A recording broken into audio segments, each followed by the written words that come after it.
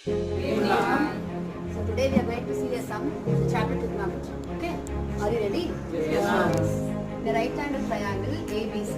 AB is equal to 24 centimeter, BC is equal to 7 centimeter, and angle B is equal to 90 degree. So this is a right-angled triangle. This or no? So AB is equal to how many centimeters?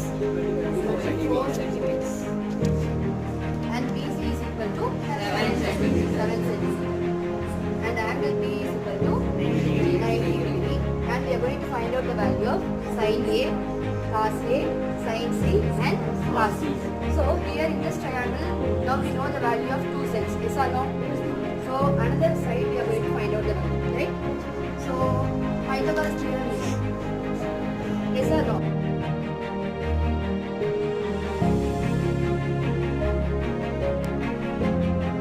யாரை கேட்கறதா அவங்க மட்டும் சொல்லணும். சரியா? ஆரனா யாரு?